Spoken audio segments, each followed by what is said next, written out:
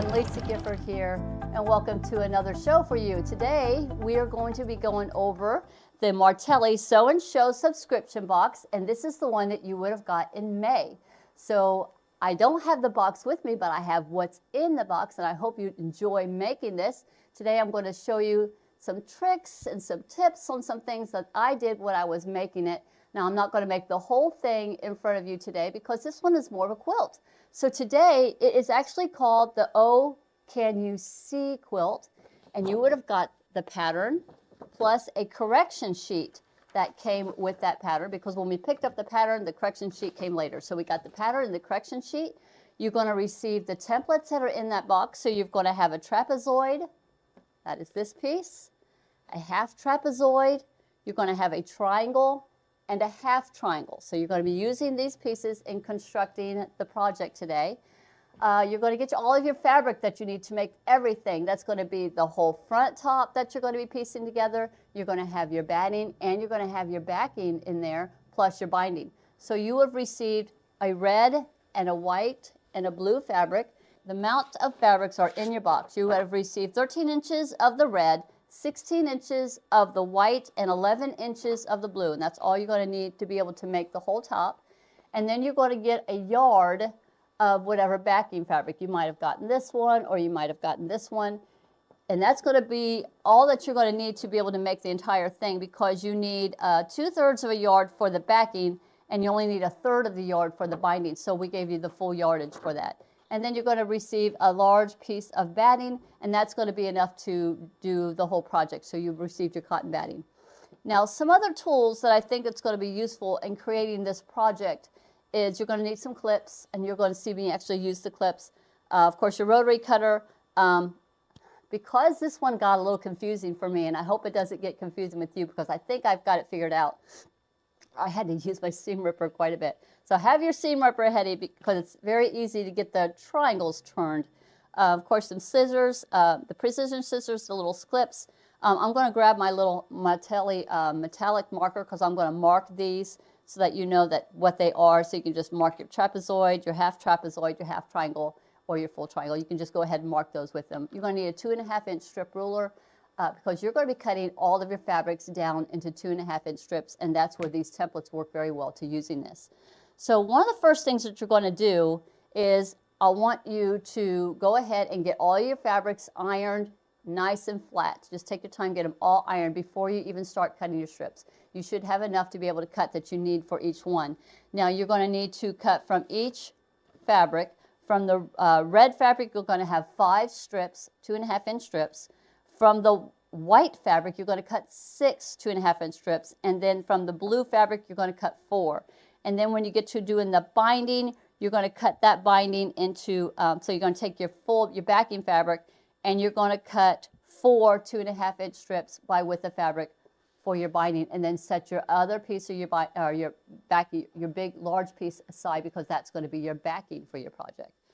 All right, so after you get everything all flattened and ready to go, once you get all of your fabric pressed and ready, and you get your strips cut, I want to go ahead and let's take a look at your templates. So here is the trapezoid template. Now, some of them might show a little bit of a browning that's on the outside. I want you to go ahead and take the time and trim that away. So you get your rotary cutter, and you can just kind of go along the edge at a little bit of an angle and cut away any excess of the browning fabric that you might see, because I don't want that to hinder in the size of your block. So go all the way around all of your templates and trim away that excess material if there is some. Or you can take a nail file, and you could kind of run it along the edge also to get away that excess. I don't want you to see any of that brown when you're looking at your templates. So to me, that was a very important step, because of the precision of how these templates are when you're going to put everything together. So take the time to do that. Now, if you take a look at your red fabrics and you look at the pattern, so I'm going to go all the way to the back side on the pattern, and there's a picture here on item number 5, and it tells you how many pieces that you need to cut of each one of the colored fabrics. You're going to need, of the trapezoids, of the red, you're going to need 36 red trapezoids. You're going to need 56 white trapezoids. You'll see there are no trapezoids done with the blue. Then you're going to need 12 triangles, with the white, 20 pieces of the trapezoid, half trapezoid. Now, I'm going to show you, you're going to cut those with the fabric still folded because you're going to need left and right. You need 20 left, 20 right, and then you're going to need 12 of the blue triangles, half triangles. You're going to need 20 left, or 12 left and 12 right.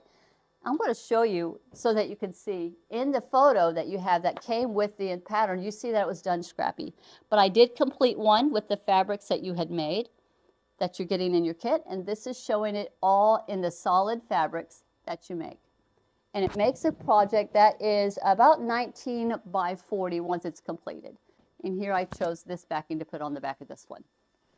Now I'm going to show you the one that I'm doing on the wall because that one is I did that one in scrappy fabrics. This is a great project I found that makes a great heirloom, something that you'd be able to pass on to somebody, decorate your tables for maybe the holidays, like I'm talking like Memorial Day, the 4th of July, any of those days you want to pull it out. And it's also one that if you didn't want to make the whole thing, you could, or if you wanted to make it longer, you could just continue adding on to the center pieces to make it a lot longer if you needed it to be longer, or maybe you only wanted to make just part of it and not have the blue on the other end. This is one of those projects that you could easily break it up and make it longer, or you could make it shorter to however the needs that you need for it to be. But it's kind of fun playing with these trapezoids and with the triangles. Now I'm going to show you something that I want you to be very precise in your cutting. So here's some leftover reds that I had left over. And I wanted to show you what I'm talking about when you're doing, say, your left and your rights.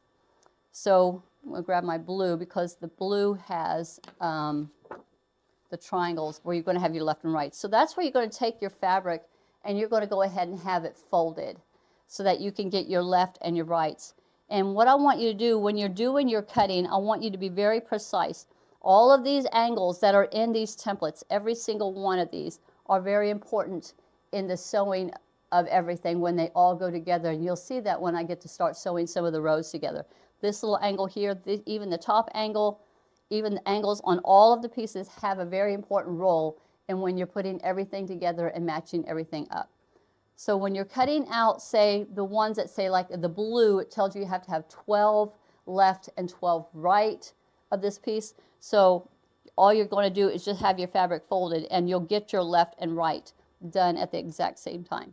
And I want you to be very careful when you're doing your cutting, making sure everything is lined up because those points that you're going to be cutting or trimming away are very important.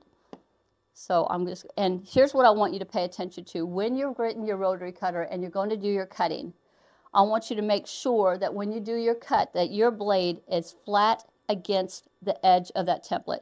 Try not to have it angled in any way. I want you to have it right up against that edge of that template when you go to do your cut. And that's right up against it. And then you're going to cut that little dog ear off on the edge. We're making sure your template is right up, your blade is right against the template. And then when you go to do all of your cuts all the way around, making sure everything is right against the template when you do your cutting. So now you're going to see when you cut it with the folded, you're going to have your left and right. And you're going to repeat that 12 times. So when I did my first cut, now I'm just going to take my template and I'm going to turn it over. And I'm going to line it up right against the edge that we had just cut, lining up the top and the bottom. So you're only doing this little cut, and then you're going to go right up against that edge and cut your little dog ear off. And then you're just going to stack them up till you have 12 all the way across. Same thing when you're doing your trapezoids. I'm going to grab my trapezoid in here, and here's my red fabric. Now this one doesn't matter for cutting out your big pieces. You can have your fabric cut and folded, and that way you get twice as many done at a time because it's going to be the exact same on both sides. But it does make a difference when you are cutting your left and your rights. So when you're cutting your left and your rights, you're going to grab your trapezoid piece and you're going to have it folded so that when you set your template down on here and you go to do your first cut, you'll have your left and right just like when we did the triangles. So then you got your left and your right, and you'll be cutting those until you have 20 of those. And then the triangles, Again, if you have your fabric folded, you'll be able to cut out more at the same time. Just remember, every time you do a cut, to be sure to have your blade resting right up against the edge of that template so that it gets a perfect cut, so that every one of your angles are going to be the same when you go and sew them. If you sometimes have your blade where it's angled out a little bit, it might make these little cuts right here, these little edges, be a little bit wider than what you want it to be. But that's going to help you with the perfection of everything going together smoothly. All right, so the next thing I want you to do, once you have all of your pieces cut, if you look on the back page, it has you where you lay it out on your design wall. I found, for me, it was harder for me to complete this project when I laid it out as the picture was done. Because when you're pulling off your rows, you're actually doing the rows from top to bottom, from here to here.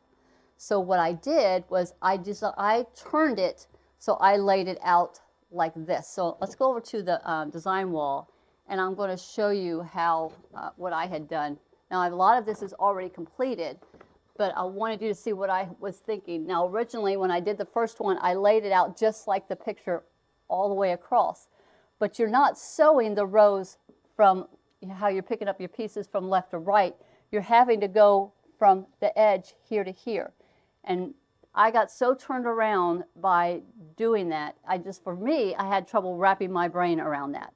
So I took my board, or my pattern, and I turned it, and I had it hanging on my wall. Now, you might be using a wall, you might be using a flat surface, you might be even using your bed, but I found it was easier to lay it out in this orientation because you're going to be pulling your pieces from left to right versus having to go from the bottom and up. So this way just laid out a little bit easier for me, and I still get a little turned around, particularly when I'm doing the triangles, but this way it just made it so much easier if you take the time and just turn it the other way. So if you're doing a scrappy one, like what I've done here, I laid out all of my fabrics on there, and then I kind of moved them around to make sure I didn't have any of the colors kind of touching each other. But you'll see right here, I didn't catch this one. I have two of the same fabrics right here, right beside each other. So no quilt is perfect, right? So anyway, if you're doing a scrappy, try to make sure if you're having your fabrics moved around a little bit so that you don't have the same fabrics next to each other. Now this one here, doing it with the solid red, white, and blue, you're not going to have that, but it's going to be so much easier to have it done that way. So once you have everything all laid out, then it's just a matter of doing your sewing. So for me, I grabbed from this edge and I worked myself over. But here's where my confusion always came. It was when putting these blues together. That's why I find myself having to use Jack quite a bit. So what I did to kind of help me when I was doing the blue part, and that was with the star, because I would sometimes get turned around, sometimes this piece ended up here, it's just in the matter of the way the fabric, you turned it. So I'm going to show you a little trick that I did. I got myself about 4 clips here, and when I started doing my rows, particularly when I started doing the blue, knowing that I'm working across this way and that this one's going to go in this one and this one's going on this one, so I worked my way across. I stopped here, but then I start here. So I'm going to take this piece and I'm going to go ahead and lay it onto the piece that I'm getting ready to sew. And then I'm going to put a clip into that one because that's telling me that's the side I'm going to be sewing on. And so I did this to every single one of the blues to keep myself from getting turned around. And I found it was easier if I took this and did this one row at a time versus chain piecing all of it. It just gets so turned around.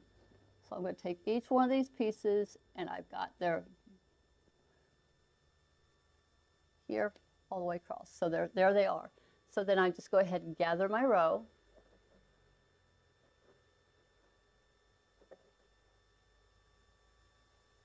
And kept it in the order that it's going to be. And then I gathered my blues. 1, 2, 3, and 4. I'm not turning them, then I take it to my machine so I can do my sewing. Now, you can do a little bit of chain piecing, but I found it was easier just to chain piece the row that I'm working on before I moved on to the next row. Another thing that you're going to find very important is pressing open all of your seams. I found that this project worked better if you pressed all of your seams open versus pressing them either to the light or to the dark side. And I'll show you what I mean about that. So now I'm going to go ahead and get a start sewing on this row here. I chose this row because you're doing the red and white, but then you're also going to be adding to it the blues. Now I got my machine set up on a 1/4 inch stitch. You might need to have a little bit of a little piece of fabric here as your little starter piece, but I found it wasn't always important to have that done. So then to line up your fabric pieces, you're just going to take your two in the order that they're on the wall, and you're going to line them up just like that. And that's why I wanted you to be very precise on your trimming, because you'll see, as it does right here, everything lines up perfectly. And it's going to be your perfect 1/4 inch seam when you're going to sew in that down. So you're just going to give it a stitch all the way down.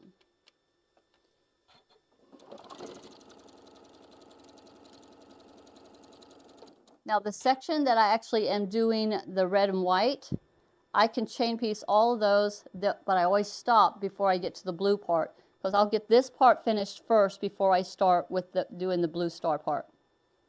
So I'm laying this on here and it matches up perfect.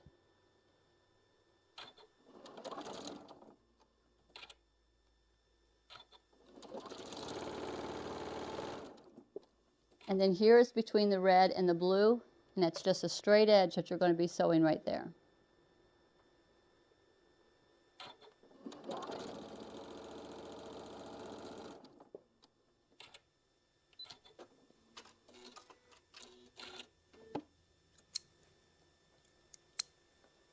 Go ahead and clip those apart. Now to save on time, you're going to want to go ahead and just finger press these. So I flip it over and I'm opening up my seam, and I'm just going to give it a finger press to press open that seam. You'll find by doing this, it's going to make it easier when you go do your final press. So I just finger press all of these seams open, and I kind of line them up as they were on the wall.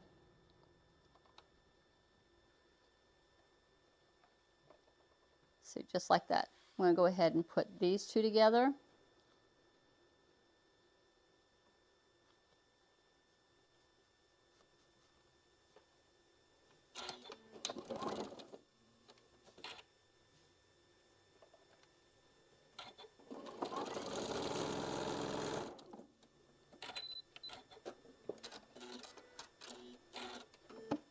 And then I'm going to grab this last one, and I'm going to go ahead and get it sewed on.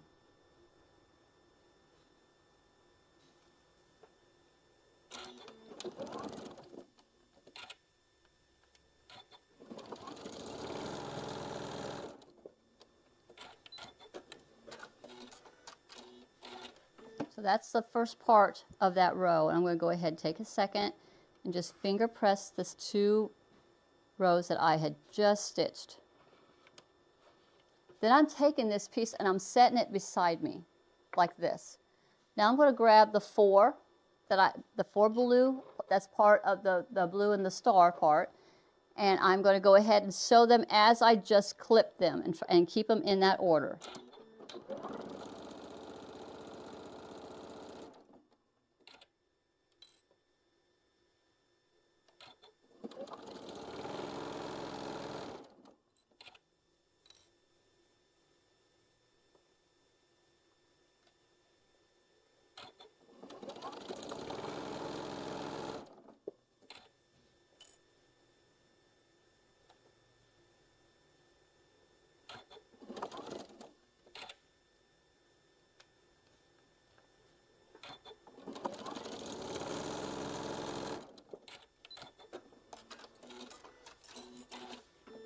Now when I clip them apart, I put them back in the order that they were. All right, so here's where you can easily get turned around. I'm going to go ahead and open it up. Give it a finger press. And making sure that I'm lining it up. It can easily get yourself turned around. So I'm lining it back up as I did. But I think I already turned it because I think it was this way. I could be wrong. There we go. It's this way. You can easily find yourself turning it, and then you can get the orientation of how the fabric was laid out, particularly if you're doing one that's scrappy. I believe I had the star right here. Another good hint would be to take a photo. Once you have everything laid out, particularly if you're doing a scrappy one, once you have everything laid out, take a photo and kind of refer to your photo to see which one did you actually have that goes to the next spot. So I'm going to take 1 minute. I'm going to go ahead and finger press all of these open. And then just kind of lay them out.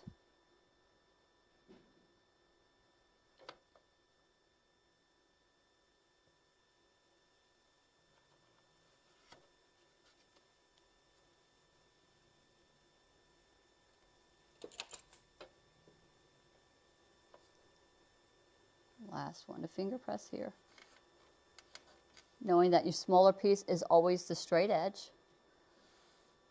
Let's slide these over. Now we're going to go ahead and match up our blue set. So you're going to take the one that goes over on top, and you'll see it's going to match up perfectly that straight edge. And then this bottom piece where you press it open is going to match up perfectly on the bottom. So then just do your stitch right there.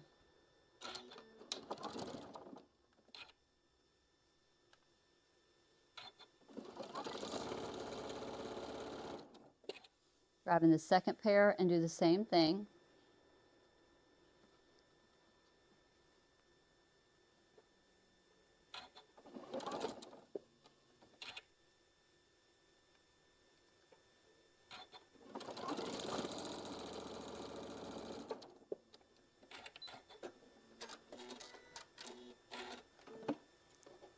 Go ahead and clip those apart. Open it back up, finger press. Don't stretch it or pull it, just kind of give it a finger press because you got a lot of bias that's going on right here, so you don't want to distort it. So just kind of finger press it, but don't pull too hard. A lot of bias on these triangles. All right, once you have it laid out, making sure everything lines up. You're doing a lot of double checking on this one. That way you don't find yourself having to use your seam ripper so much like I did.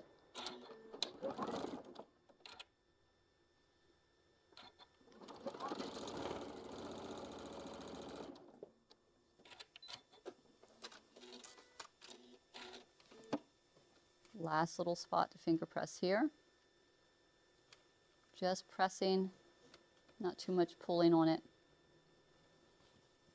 Now again, you're going to line it up, and then you're going to put now the two pieces together. Lining up that straight edge on the top, and then that angle on the bottom. Making sure all of your seams are still open, and then stitch it down.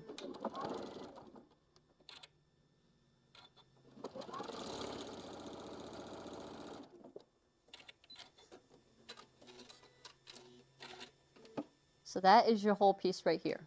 Oops, I need to catch that. Sewing machine didn't catch that at the beginning. Let's do that again.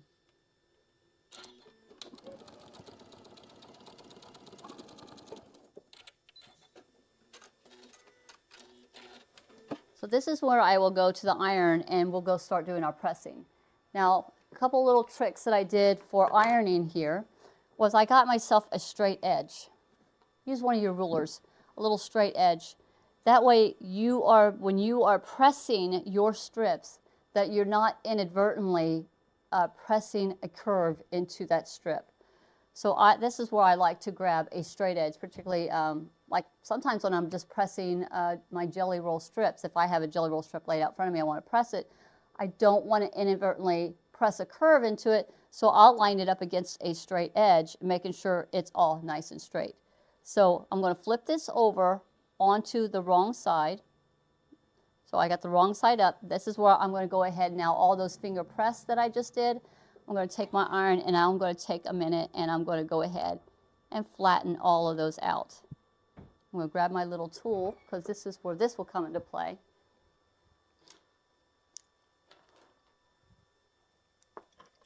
So Martelli has these applique tools. I found that this was very useful.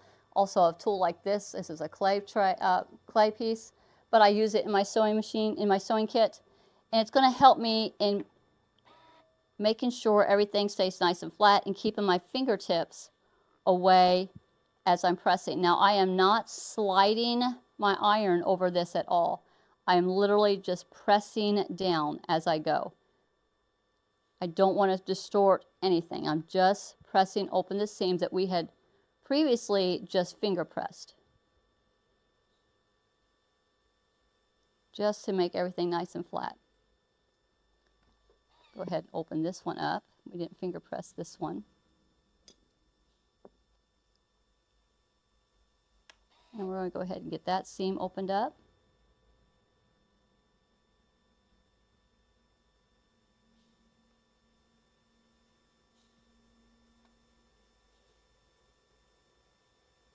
Just lifting and pressing down. Not sliding it across the fabric yet.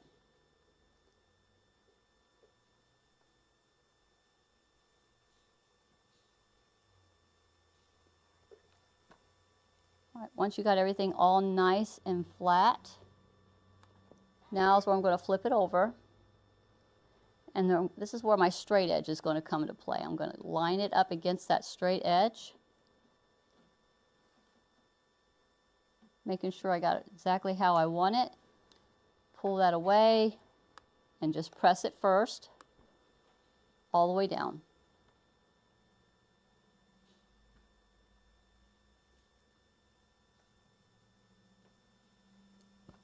Now I like to grab my starch or a little mister and add a little steam to it. Same thing, just pressing it down. If you have our block press or our seam press, now's a good time to pull that out. Let's set my seam press down here. Oh, it shifted on me. I'm going to make sure I still have it nice and straight. I don't want to inadvertently put a curve into it.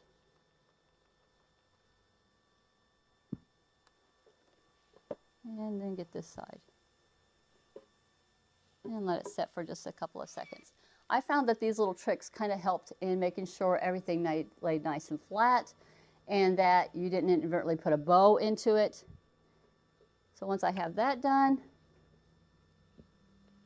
then I like to put it back up onto the wall where it's supposed to go. And right here is where this one goes.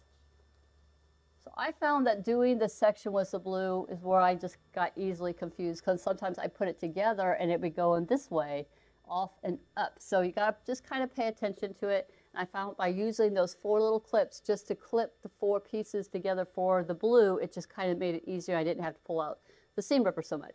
So now here is just a red and white strip all the way. It goes together really quickly. So I'm just going to go ahead and gather up all of my pieces in order. And we'll chain piece this one together in pairs and then put the pairs together. But I did the same thing. I went ahead and finger pressed everything open as I went. It made it so much easier by taking that second to finger pressing those seams open than it is to open them up at the ironing station. So then you're just going to put these together as you're doing it. Pull that one out.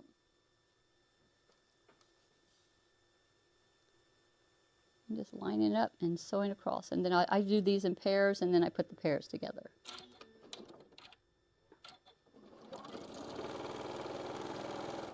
Sometimes you might need your little leader, but these have enough body underneath it that's hitting the feed dogs that I wasn't having any trouble with the fabric getting caught down in the feed dogs.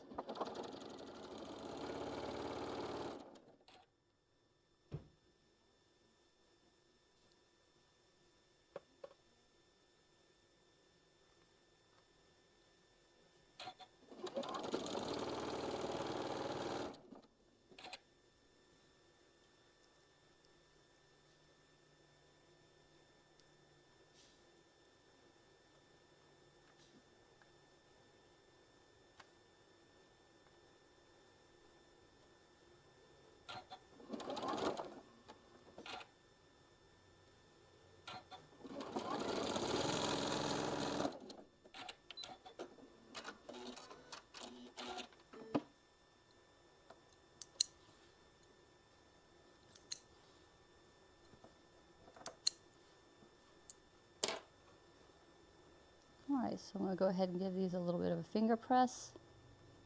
Again, it also has a lot of bias, so don't do a lot of stretching on it.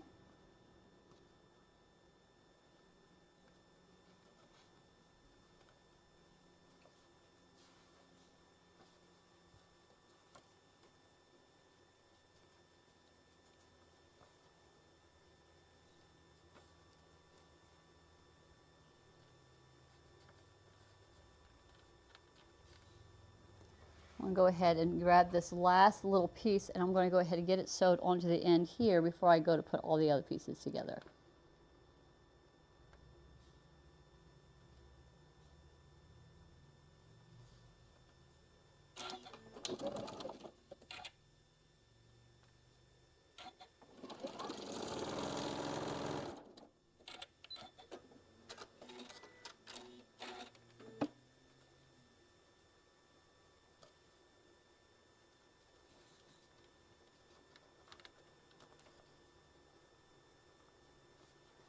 All right, now let's get these all sewed together, and then we'll have this last row completed.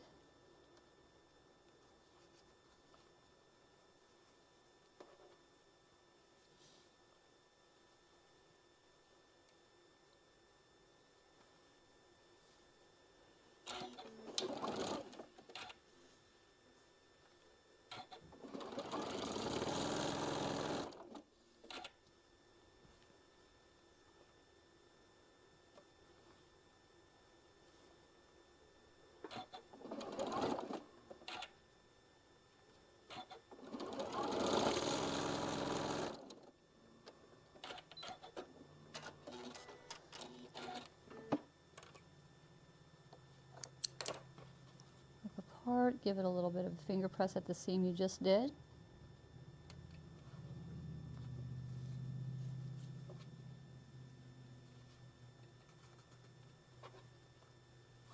And now we're going to sew the last stitch.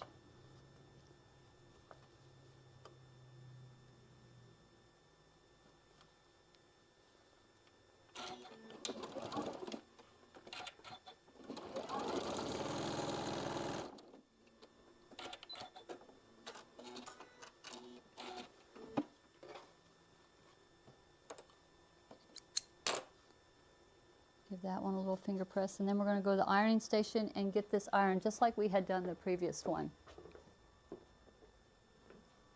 So first you're going to flip it over where you have your wrong side up, and now you're going to gently press open the seams that you had just done.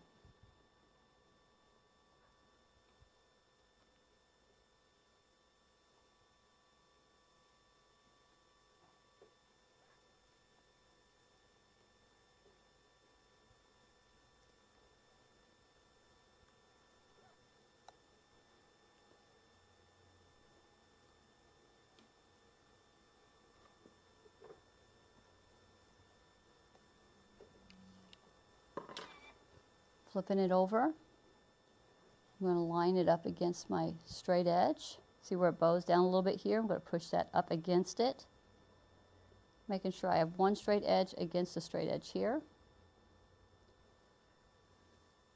Now I'm going to give it another press.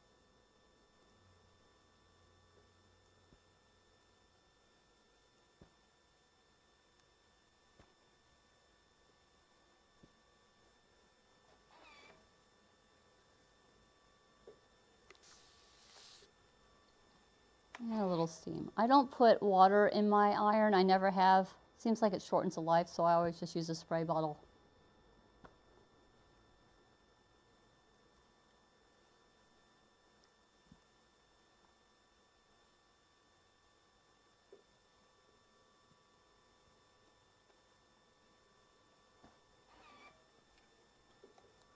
And just flatten it down.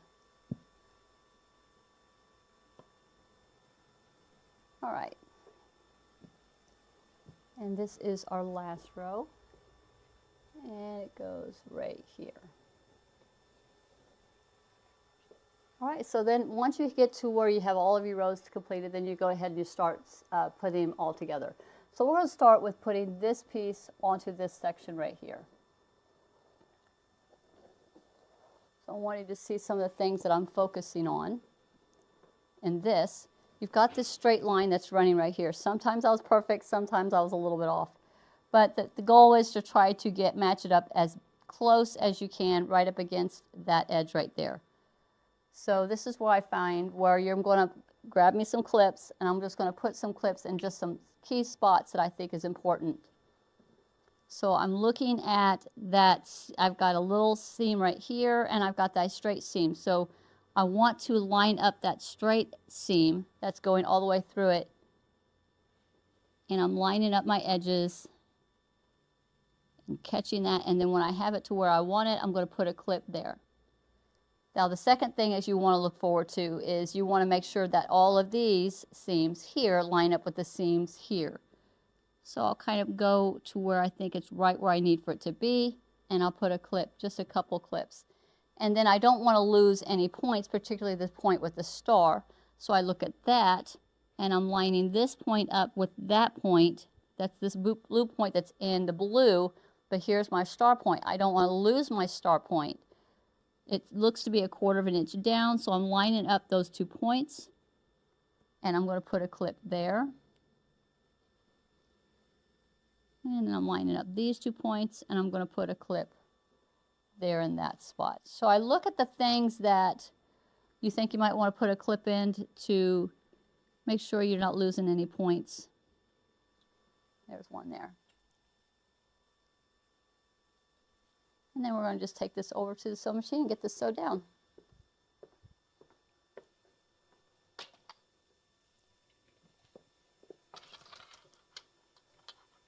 Matching up my top edge.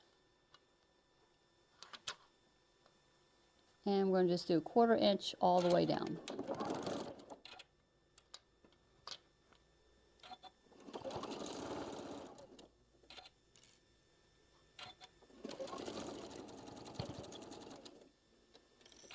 Here's where that star point is.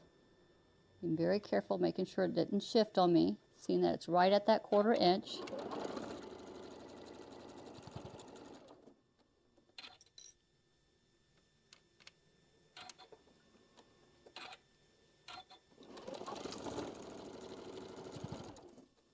Now coming to where you see the change in the red and the blue. Doing a double check before I sew across there.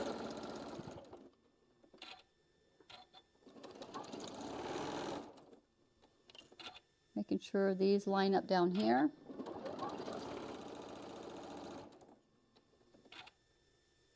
Here. And then the last one.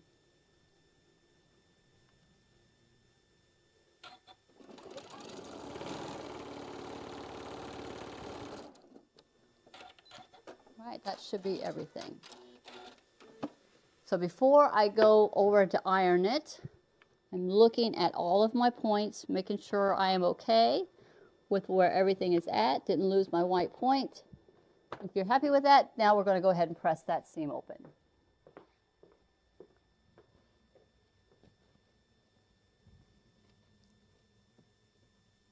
You can take a second, you can kind of finger press it to kind of get it started. Here's where I found that the other end of this tool kind of worked a little bit better for opening up everything. And I'm not pushing the iron, I am just lifting and pressing down. Lifting and pressing. Too many bias edges in this.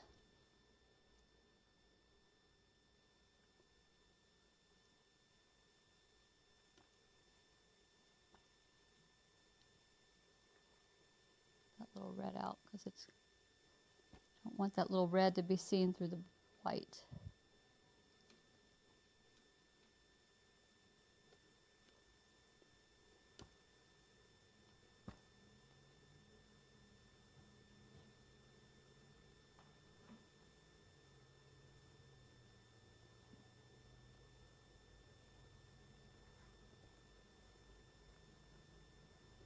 All right. I see I got a little spot that got folded over here. Touch a little water, that open back up. Get that.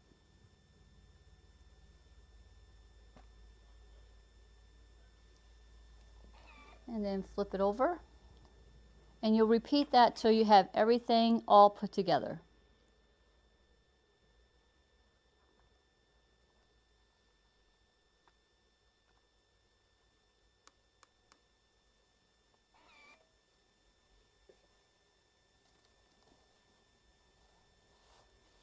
All right, so then you repeat all of these to get all of your rows put together. And then once you get it all done, then you're going to go ahead and take your backing and you're going to lay your backing down. Then you're going to lay your, with the backing will be, like if you're going to do it on your wall or on your floor, however you would do it, lay the backing down with the pretty side down. Then you're going to lay your batting on, and then you're going to lay your top on. And you could use a little bit of basting spray, you could pin it, you could quilt as you go. And then you're going to have everything all done, and then you'll just trim it up after you get it quilted. And then last, you'll put your binding on. And I just did a simple little stitch on this one. So I didn't want to make the whole thing because it would take a minute to get all that done. But this one is absolutely a very fun project, and I hope you enjoy making it. A lot of you had asked that we do a kind of a quilting project for one of our boxes. So we heard you, and so this is what we came up with. I hope you enjoy it. So again, this was the Oh Can You See quilt. This was designed by Krista Moser. So hope you enjoy it. Can't wait to see what you have made.